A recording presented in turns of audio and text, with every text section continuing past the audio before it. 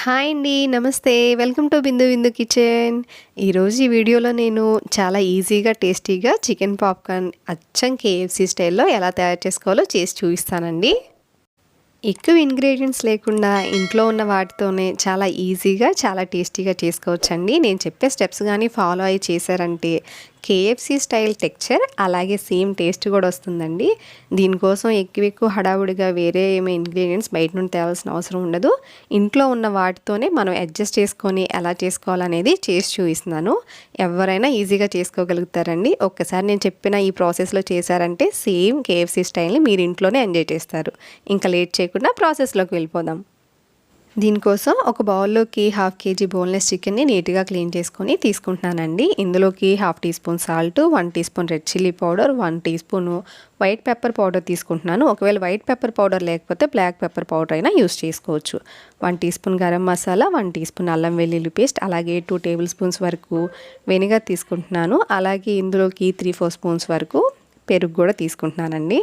వీటన్నిటిని బాగా మిక్స్ చేసి వీటిని ఒక నైట్ అంతా మ్యారినేట్ చేసి పెట్టుకుంటే చాలా బాగుంటుంది.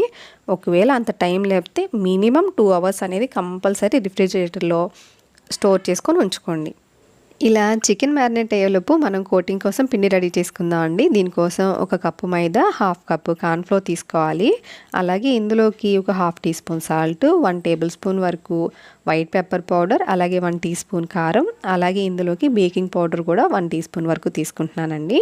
వీటన్నిటిని బాగా మిక్స్ చేసుకొని పిండి అనేది రెడీ చేసుకోవాలి. 2 అవర్స్ తర్వాత చికెన్ని చూపిస్తున్నానండి. ఇందులోకి ఒక హోల్ ఎగ్ని మనం మిక్స్ చేసుకొని కలుపుకోవాలి. దీన్ని బాగా మిక్స్ చేయాలండి. ఈ ఎగ్ మొత్తం దీన్ని కోట్ అయ్యే వరకు బాగా మిక్స్ చేసుకోవాలి.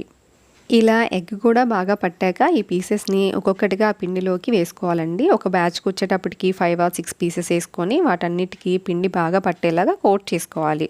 కోట్ చేసిన తర్వాత దానికి ఉన్న ఎక్స్ట్రా పిండిని మనం వేలుతో ఎలా అంటే దులిపేయాలండి.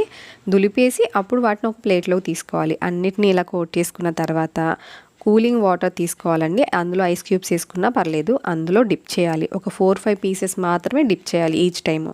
అలా డిప్ చేసిన పీసెస్ని ఒక 10 సెకండ్స్ ఉంచి తర్వాత వాటిని పిండిలో కూడా బాగా కోట్ చేయాలి. ఇలా సెకండ్ టైం కోట్ చేయటం వల్ల ఆ లేయర్స్ బాగా వస్తాయండి. సేమ్ ప్రాసెస్లో ఎక్స్ట్రా పిండినంతా దులిపేసి వీటిని తీసుకోండి. ఒక బ్యాచ్కి వచ్చి 5 or 6 తీసుకోండి. ఈలోపు మన ఆయిల్ వేడవుతూ ఉంటుంది. ఆ ఆయిల్లోకి మీడియం టు హై ఫ్లేమ్లో పెట్టి మాత్రమే వేయండి. ఒక బ్యాచ్కి 5 or 6 వరకు వేస్తే బాగా వేగుతాయి. ఒకేసారి మొత్తాన్ని సెకండ్ కోటింగ్ మాత్రం చేసుకోకూడదు. సెకండ్ టైం కోట్ చేశాక వీటిని వెంటనే మనం ఫ్రై చేసుకుంటేనే చాలా మంచిగా లేయర్స్ వస్తాయండి. వీటిని మీడియం టు హై ఫ్లేమ్లో మాత్రమే ఫ్రై చేసుకోవాలి. మనం వైట్ పెప్పర్ పౌడర్ వాడటం వల్ల ఇవి పెద్దగా కలర్ చేంజ్ అవ్వవు. గోల్డెన్ కలర్ రాగానే తీసేసుకోవచ్చు.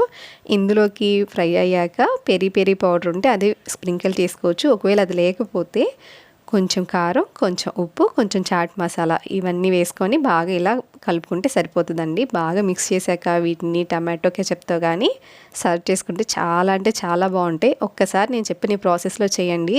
కేఎఫ్సీ స్టైల్ని మీరు ఇంట్లోనే ఎంజాయ్ చేస్తారు. ఆ టెక్స్చర్ కానీ ఆ లేయర్స్ కానీ అన్నీ పర్ఫెక్ట్గా వస్తాయి. చాలా అంటే చాలా టేస్టీగా ఉంటుంది. ఈ వీడియో మీకు నచ్చినట్లయితే లైక్ చేయండి, షేర్ చేయండి. బిందు బిందు కిచెన్ని సబ్స్క్రైబ్ చేసుకోండి. అలాగే పక్కనే ఉన్న బెల్ ఐకాన్ కొట్టడం అస్సలు మర్చిపోకండి. Thank you for watching.